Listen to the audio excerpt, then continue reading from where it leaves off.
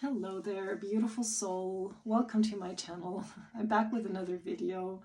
And as you can see, I've got my support system here. Cookie, my cat, one of my two cats. And I just brought her here because you might have seen that I shared in the comment section a video that has really deeply touched me about a veteran who has decided to end his life, and he smoked his last cigarette, and then all of a sudden a little kitten started meowing. So really do check out that video. It has brought me into a very heavy load of tears when I watched it and listened to it. And it is such a beautiful story, and it's a real life story. It's not just something that somebody made up. It is a real life story, and you can feel in the choking voice of the soldier how real this is.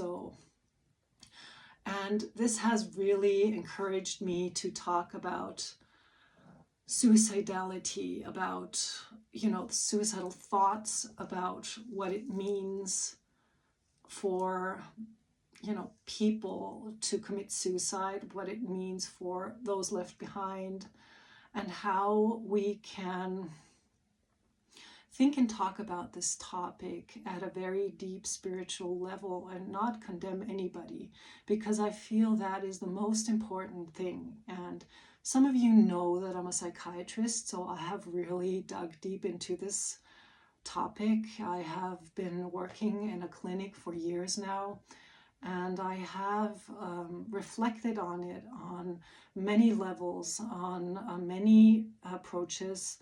There are many therapeutic techniques and approaches, and each and every one is unique in itself. And at the same time, we're all talking about the same thing. What does it mean? What does it mean to end your own life? And should you end your own life? Is it something to do? Is it something that will help you on the long course of your existence?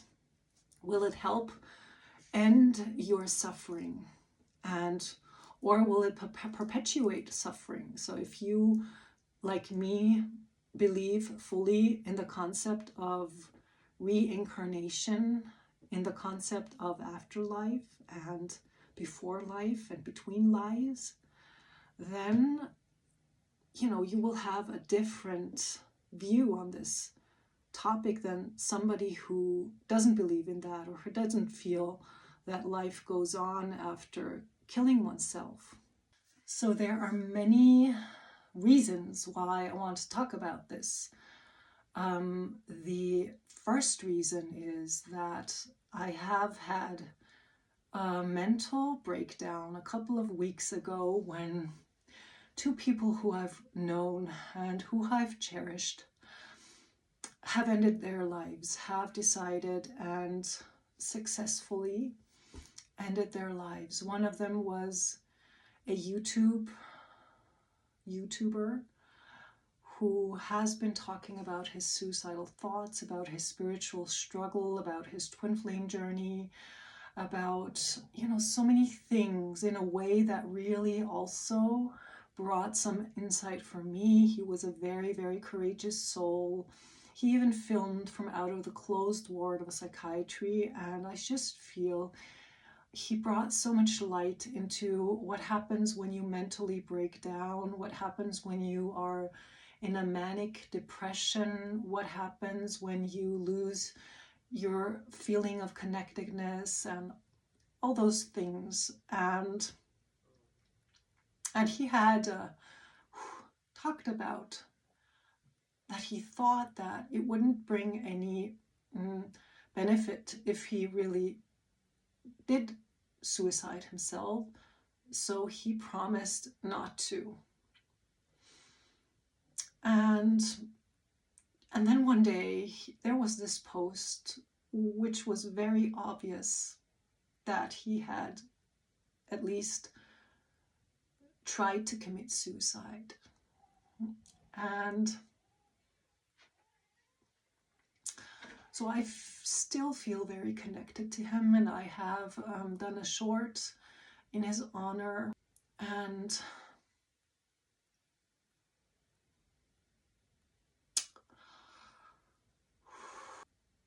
so this is very difficult because I wish he were still here, okay? I wish it hadn't worked out. I wish he had had somebody to save him. I wish that, my beloved Swami Sai Baba had been there for him, had been pulling him back to not do it. And it really shook me because I had shared with him some stories of Sai Baba. I've sent him some vibhuti from Swami, as I just wanted to help. I just wanted to help him to come into a space where he felt that this life was deeply meaningful. And that's why I was really disturbed that he was able to commit suicide. And I have a patient, and she has allowed me to talk about some of her stories here, because I have a patient since a couple of years, and she is chronically suicidal, and it's very challenging dealing with that. She has tried to commit suicide a couple of times, and that's really hard dealing with it because you tend to take responsibility for your patients when you are a psychiatrist, and you are taught to be very strict when you feel somebody suicidal, and then acutely suicidal, and then you are obligated to ensure that they are safe. And sometimes this brings in the necessity to lock them into the closed ward, and that's something that is very difficult. If you know somebody and you know the way they feel about that, it's difficult, okay? So I have been so very lucky with my patient that right in the beginning, it was already a miracle that she even, started therapy with me, because she had been disappointed with many psychiatrists and didn't have any trust in people's goodness, or that somebody would really want to help her. And the way that she came to me was a miracle in itself.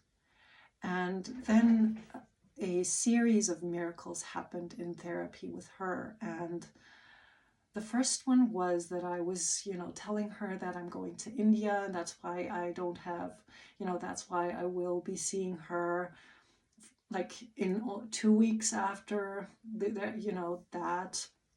And she was very curious. She was like, "What, India? I wanted always to go to India, and I just love elephants." And then I started, she asked me about India, and I started talking about Swami, about Sai Baba. And I'm always very reluctant talking about him to people, especially in therapy, because, you don't usually talk about these things in psychiatry, psychotherapy. But, she made me, she asked me. And she was so in awe when I described how I perceived Sai Baba. And, she wanted to see how he looked, and I showed her photos of him. And then, the therapy went on, and she started dreaming of him. And that doesn't happen, all the time, because I don't dream about him. I feel very close to him. I feel he's always there. He's there right now. He's there talking through me. He's there by my side. He's sitting in front of me. He's everywhere. But I don't usually dream of him. I only dreamt of him once. And she started dreaming of him. And those were really deep dreams. And one day, as we were sitting together, I was like talking to her about, why she's so depressed, why she's so anxious, what her problems are, what areas of her life she is in need of, and all these things. And all of a sudden, she lost track of what she was going to say, and I felt it was very important. She was thinking about something very important to tell me. So I sat there and silently within myself, I prayed to Swami, please, Swami, give her the words, help her tell me about her problems, help her bring, help us to bring up what needs to be done in therapy. And as I was praying, all of a sudden she looked at me like, and I was like, what's wrong? What's wrong? And she was like, I saw Swami standing there next to you. And I was like, okay. And she actually saw him stand next to me in the exact place where I always imagined him to stand. And I was like, oh, wow, that's interesting, And I thought she just imagined him standing there, or she, the way that I do. But she said, no, I saw him there. And I didn't take her seriously. I did take her seriously, because then she started like, oh, I'm psychotic. You need to, close me in now. I really saw him. And she was like that. And I still, like a psychiatrist thinks, you don't tap in with people's hallucinations or something like that. I'm just so very trained not to, okay? And even if somebody sees Swami, it's like, okay, it's a hallucination or something like that. And the session ended, and we met a week later in a different room. And again, she started telling me, well, I saw Swami next to you. I saw Swami standing next to you. And he was like smiling, and he was, she showed me the way that he was circling his hand. And it was a very, very, the way that he does that always, like this, and the smile, and the way that she described him, that he was full of love, and he was cheekingly smiling at us, and he was conveying to us, well, guys, you can be upset or whatever, but I'm here to help you guys, okay? And he was smiling at us because we were trying to figure out how to do things, and it was so nice. So she told me again, I saw him standing next to you. Are you aware? He was really standing next to you. And still, I had this doubt, even though I know Swami, even though I know his miracles, and even though I know he can just materialize in front of you if he wants to. And then she sprang up, and she sprinted next to me, and then she showed me, look how he was very small, look how small he was. And she showed me, and that's when I really started believing that she had seen him next to me, because she showed me the exact height that Swami had. He was like a very small person. And when you watch videos with him, he seems to be tall, okay? You don't see how small he is. And she was like, well, he was so small, I don't know why. Because and she didn't know how tall he was. She just showed me the height, and I was amazed. And all of a sudden I felt how big this is. And that she was able to see him, or he materialized in front of him next to me, was such a big thing. And it even happened again. And afterwards, there were some times when, because she was chronically suicidal, I was in agony a lot of times, because I was really afraid that she was going to do it. Because, first of all, I love her from my heart. I love my patients from my heart. I know, I want to help them. I want them to be able to experience how wonderful they are and how wonderful she is. And that's what my deepest, deepest desire was and is.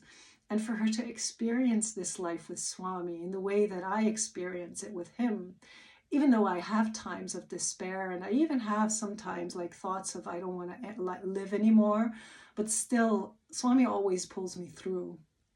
He's always there, and he always uplifts my spirit. So there were some times when I was really in agony and afraid that she was going to do something to herself, to kill herself. And then I was I was praying to Swami, please, Swami, even if she tries to commit suicide, please, be there, pull her back, do something so that she cannot do that.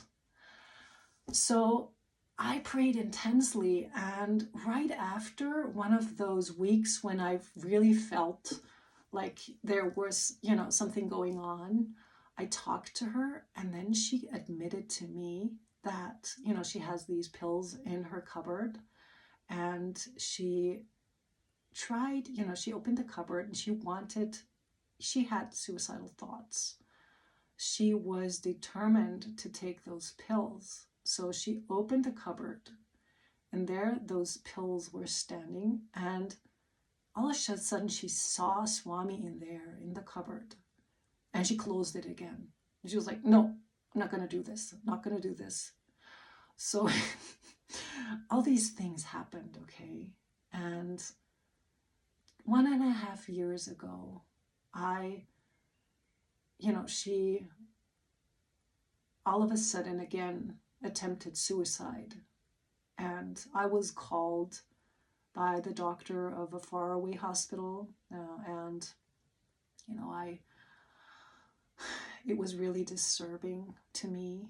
And she broke off contact after that, and I was wondering why, and all these things were going on within my mind that I had I'd not succeeded. Now she's on her own. I cannot help her anymore. I can't be there by her side to remind her of her preciousness, of her special life. And it really pulled me down in the beginning. But then I had to accept that she had broken off contact, that she didn't want anything to do with me anymore, like she had with the other psychiatrists. So I prayed to Swami for her. I prayed, please, you take care of her. You've always been the one taking care of her. I am not the one taking care. You were the one talking through me. You were the one acting through me, and you were the one who was there for her when I wasn't there for her. So we should not take ourselves too seriously, okay? And that's what I really understand more and more, even as a psychiatrist, when we have all these techniques and all these therapy modules. It does not work without God's help, without our guides, without us opening up to the spiritual realm. If we are not open at all, then we cannot do anything, okay? And if there is a healing within a patient, it was not us. It was not us. It was God. It was divine consciousness helping. So that's my perspective on this. So I hadn't had contact with her. And when this beautiful soul who unfortunately did commit suicide, when he posted one of his last posts, before posting one of his last posts, he wrote that he is chronically suicidal. He's thinking of suicide all the time, but he's not going to do it, he promised. And I really thought that it was the truth, because he was very spiritual. So he posted that, and all of a sudden I thought about my patient again. And all of a sudden I felt the urge to pick up contact once again, even though she had really ignored me before. I just thought, no, I need to have her back in therapy. I need to have her back in therapy, because I need to understand, not just because I love her so deeply, but because I want to understand how we can access this point before somebody kills themselves, how we can prevent that, how we can help. And I had all these thoughts racing through my head, and I contacted her, and she responded. And she told me afterwards that when she saw that I had written her something, that she was first like, no. And then she felt this urge to read, and then all of a sudden she came back. And she told me of that one suicide attempt that she made before she broke off contact, that she was sitting in the car with all her pills gathered, And all of a sudden she saw Swami sitting next to her. She saw Swami sitting next to her, and she saw him. She did not just see like some kind of an illusion, but he was there.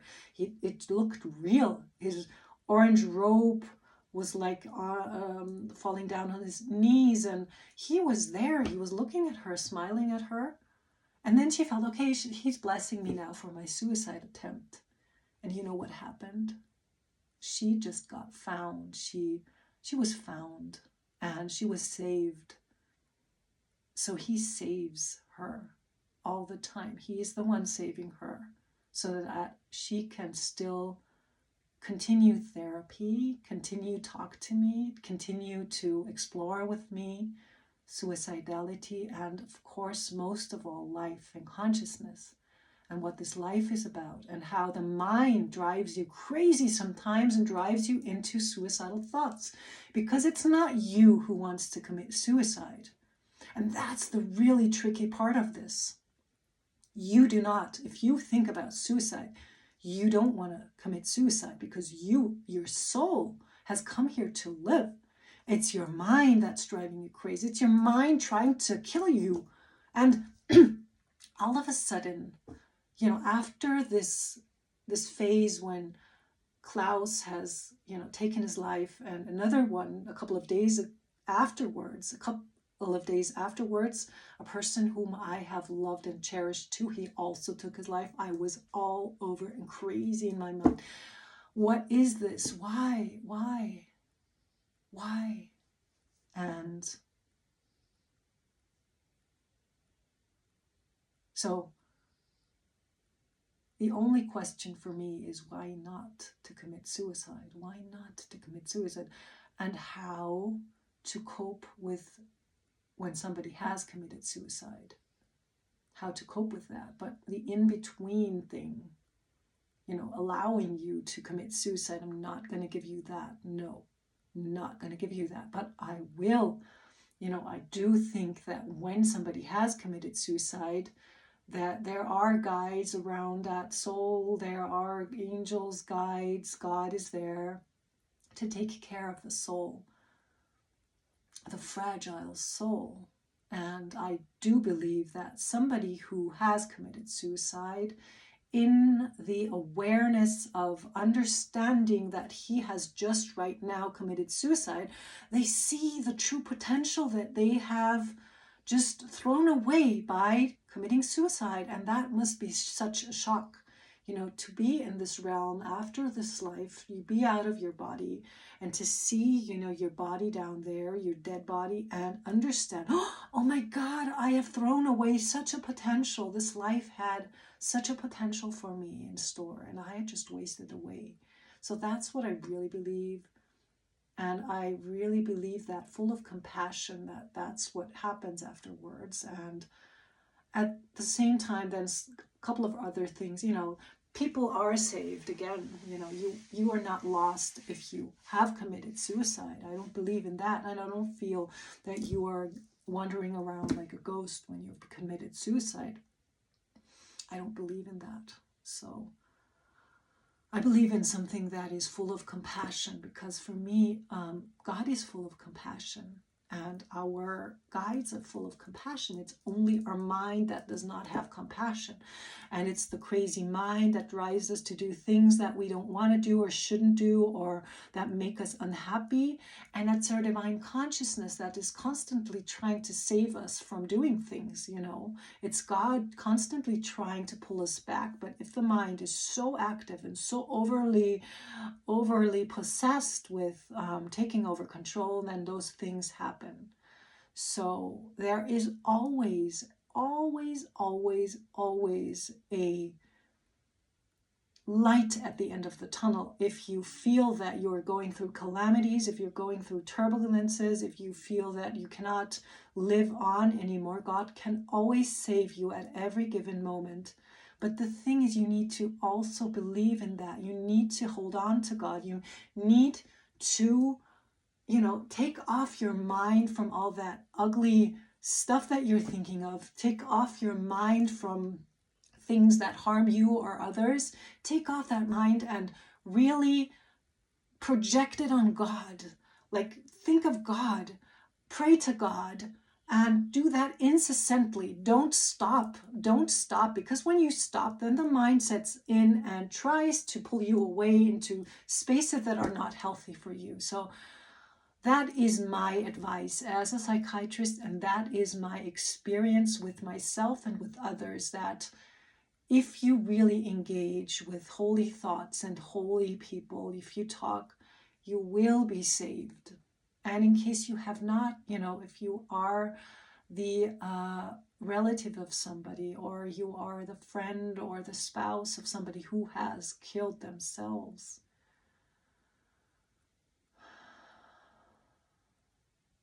they are not to be condemned.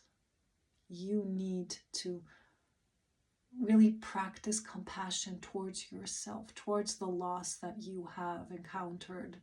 You have to pay attention to what you're thinking, to not do the same, or, you are allowed to be angry. You're allowed to grieve. You are allowed to have all kinds of emotions. You should have them, all of them, and it's okay to think about it, but don't let this drag you away from your divine consciousness that you are embodied in this body. Don't let that drag away. So I am really appealing to anybody watching this video to please contemplate on God. Understand that God and you are one. Understand that this life has been given to you as an opportunity to realize who you truly are in a human body, which is most intense. Because when we shed this body, when we go out of this body, we are in a different kind of a realm, and it is not the same to experience God in that other realm than it is to experience it in the depth of this very dense material world. If you are able to experience God in this world, which can be so disturbing, you are able to experience God in this human form, in this world, through all calamities, all sufferings. That is ultimate realization of who you truly are. And then you are a master of divine consciousness if you are able to navigate that in this life. So I hope that this has helped you. I hope that and pray that whoever has watched feels uplifted, feels his potential, her potential, feels the light at the end of the depressive jungle tunnel, that you feel that there is so much still there for you in this life to